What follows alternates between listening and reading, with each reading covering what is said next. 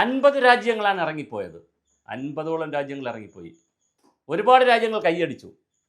അപ്പോഴും നെതന്യാഹു, നമ്മുടെ ഇസ്രായേലിൻ്റെ പ്രധാനമന്ത്രി നെതന്യാഹു പ്രസംഗം നിർത്തിയില്ല. ഐക്യരാഷ്ട്രസഭയുടെ പൊതുസഭയിൽ നടന്ന ചർച്ചയാണ് വിഷയം. എല്ലാവർക്കും സുഭാഷിതം ചാനലിലേക്ക് ഹൃദ്യമായ സ്നേഹാദരങ്ങളോടുകൂടിയുള്ള സ്വാഗതം. ഐക്യരാഷ്ട്രസഭ പൊതുസഭയിൽ വലിയ ചർച്ച നടന്നുകൊണ്ടിരിക്കുകയാണ്. അവിടെ ട്രംപിൻ്റെ പക്ഷം ചേർന്നുകൊണ്ട് ഇസ്രായേൽ പ്രധാനമന്ത്രി നെതന്യാഹു പറഞ്ഞു, അസന്നിഗ്ധമായി പ്രഖ്യാപിച്ച 2 കാര്യങ്ങൾ. ഒന്ന്, ഹമാസിൽ ഞങ്ങൾ ഒരു കാരണവശാലും അനാവശ്യമായ യുദ്ധം ഉണ്ടാക്കിയിട്ടില്ല. ഹമാസിലെ കുട്ടികളോടും സ്ത്രീകളോടും ഒഴിഞ്ഞു പോകണമെന്നാണ് പറഞ്ഞത്. ഞങ്ങൾ ഇന്ന ദിവസം ഇത്ര മണിക്ക് ഞങ്ങൾ ബോംബിടും, അല്ലെങ്കിൽ ഞങ്ങൾ മിസൈലയക്കും, നിങ്ങൾ ഒഴിഞ്ഞു പോകണം എന്ന് വലിയ മുന്നറിയിപ്പ് ഞങ്ങൾ കൊടുത്തു. പക്ഷേ അവിടുത്തെ ഭരണകൂടവും അവിടുത്തെ സംവിധാനങ്ങളും ആളുകളെ പള്ളിയിലും മറ്റ് സംവിധാനങ്ങളിലും സ്കൂളുകളിലും കോളേജുകളിലും പള്ളിയിലും കയറി അഭയം കൊടുത്ത് അവരോട് അവിടെ നിൽക്കാൻ പറയുന്നു. അപ്പോൾ അവരവണ് പ്രശ്നക്കാർ, ഞങ്ങളല്ല, ഞങ്ങൾക്ക് ഒരാളെയും കൊല്ലണമെന്നില്ല എന്ന് നെതന്യാഹു പറയുന്നു. എന്തായാലും ഹമാസിനെ അംഗീകരിക്കുന്ന പ്രശ്നമേ ഇല്ല. അതിനെ ഞങ്ങൾ തരിപ്പണമാക്കിയിരിക്കും. പാലസ്തീൻ എന്ന് പറഞ്ഞ രാജ്യം ഞങ്ങൾ അംഗീകരിക്കില്ല. ജൂതന്മാരുമായിട്ടുള്ള വലിയ നൂറ്റാണ്ടുകളുടെ പഴക്കമുള്ള തർക്കമാണ്. അതുകൊണ്ട് തന്നെ ഞങ്ങൾ ഒരു കാരണവശാലും ഇത് അംഗീകരിക്കുന്ന പ്രശ്നമില്ല. ചർച്ച വഴിവിട്ടുപോയി, വർത്തമാനം വാവിട്ടുപോയി. 50 രാജ്യങ്ങൾ ഇറങ്ങിപ്പോയി, കുറേ രാജ്യങ്ങൾ കൈയടിച്ചു. അങ്ങനെ ഐക്യരാഷ്ട്രസഭയിൽ തന്നെ വലിയ തോതിലുള്ള സ്പ്ലിറ്റുണ്ടായി. പാലസ്തീനെയും ഇസ്രായേലിനെയും സംബന്ധിച്ച്. പാലസ്തീനെ ഒരു കാരണവശാലും അംഗീകരിക്കില്ലെന്നാണ് ഇസ്രായേൽ പറയുന്നത്. ഇതേ വാദം തന്നെയാണ് അമേരിക്കയും പറയുന്നത്.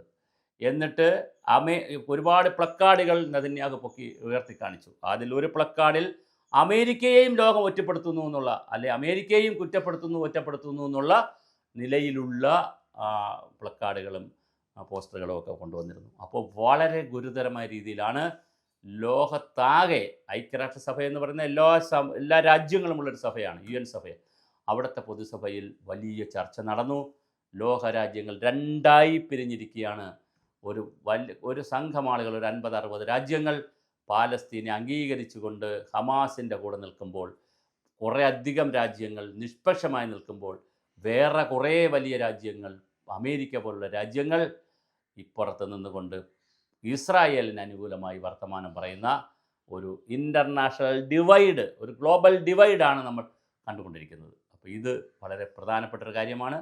എന്തായാലും പൊതുസഭയിൽ നടന്ന ചർച്ച വലിയ വിവാദമായിരിക്കുകയാണ്. ലോക മാധ്യമങ്ങളൊക്കെ വലിയ തോതിലാണ് ഇത് റിപ്പോർട്ട് ചെയ്തിരിക്കുന്നത്.